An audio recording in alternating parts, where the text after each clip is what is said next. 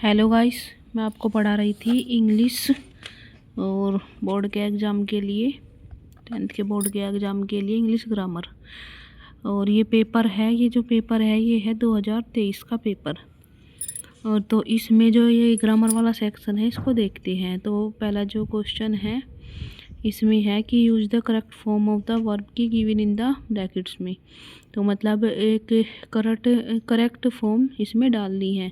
तो जैसे कि मैंने आपको पहले समझाया था, ये अगर टेंस आप पर आते हैं तो ही ये मतलब पॉसिबल होगा कि आपको ये फिल इन द ब्लैंक्स आप फिल कर सके। अगर आप पर टेंस आते हैं, अगर आपको टेंस नहीं आते हैं तो आप इनको नहीं भर पाएंगे।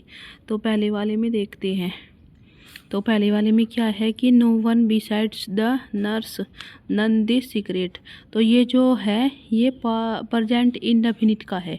तो नन की जो इसमें एस या क्रिया में एक वचनकर्ता के साथ एस या येस आता है, तो ये आ जाएगा प्रेजेंट में कि नर्स इस रहस्य को जानती है। तो मतलब ये प्रेजेंट इंडेफिनिट में आ जाएगा। तो नन का यहाँ पर नन ही होगा, नन का यहाँ पर नन ही आ जाएगा। क्यों? क्योंकि एक वचन है, जो नर्स है वह एक वचन है और एक वचन के साथ में एस या ई एस आता है। लेकिन नन जो होता है, नन ये एस या ई एस इसमें नहीं लगता है। और सेकंड वाले के पास आ जाते हैं कि there be no leaf on the trees, कि कोई भी मतलब पत्तियाँ नहीं थी पेड़ पर। तो ये यहाँ पर आ जाएगी, ये आ जाएगा पास्ट इंडेफिनिट में। तो पास्ट इंडेफिनिट में क्या होगा, इसका बी का वाज आ जाएगा। बी का क्या आ जाएगा? वाज बी का आ जाएगा। और थर्ड वाले में आ जाएगा कि we go for walk after the rain had stopped. जब मतलब कि ट्रेन रुक जाएगी तो ये हम उस पर जाएंगे, घूमने के लिए जाएंगे।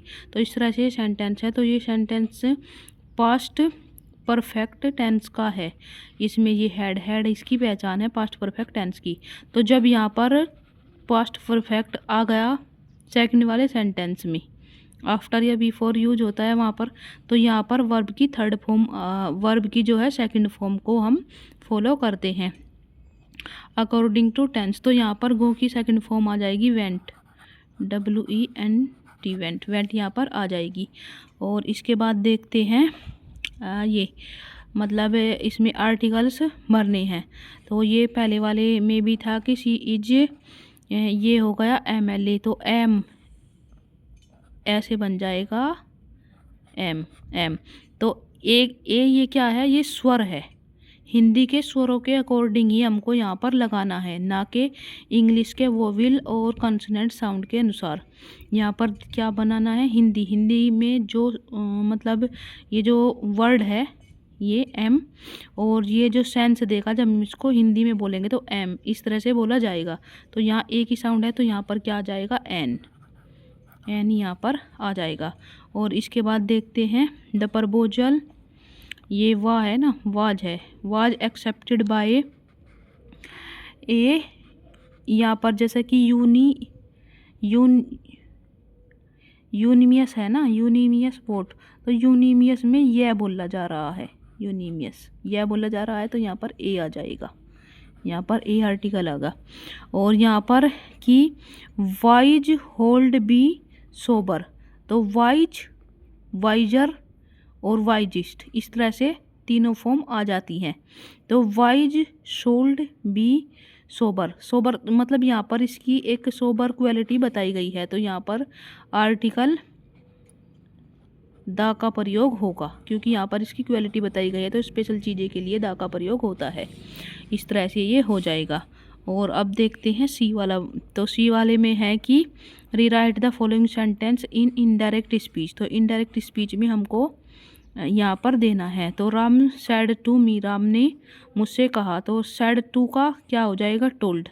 राम टोल्ड मी, और कंजक्शन लगाई में गे जब इसमें, तो दैट आ जाएगा।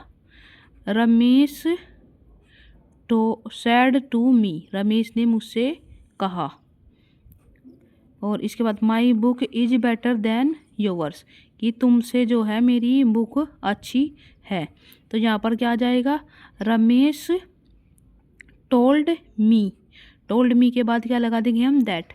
यहाँ पर जैसे कि यहाँ पर आ जाएगा Ramesh told me that, that का प्रयोग करेंगे। फिर दैट के बाद हम इसमें लगाएंगे यहाँ पर my book is better than yours. तो यहाँ पर क्या आ जाएगा, माई बुक बेटर, कंपैरिजन कर रहा है, 2 डिग्री इसमें लगाई गई है। इज है तो इज का क्या आ जाएगा, यहाँ पर वाज आ जाएगा। क्यों, इज के अकॉर्डिंग यहाँ चेंज होगा टेंस। टेंस जो चेंज होगा, ये प्रेजेंट इंडेफिनिट में है तो पास्ट इंडेफिनिट में इसको चेंज कर देंगे। तो ये हो जाएगा माई बुक का माई बुक ही होगा, क्योंकि अकॉर्डिंग टू सेकंड उसके कार्य की मुझसे कहा, क्या कहा कि जो माई बुक है वाज बेटर देन का दैट हो जाता है योवर्स, तुमसे। ओके, यहाँ पर ये आ जाएगा। और the mother said to Ritu, mother ने रितु से कहा, तो सैड टू का वही टोल्ड हो जाएगा कि do not waste your time, अपना समय बर्बाद मत करो। तो ये प्रेजेंट में है, तो प्रेजेंट में यहाँ डू का क्या आ जाएगा, वाज नोट।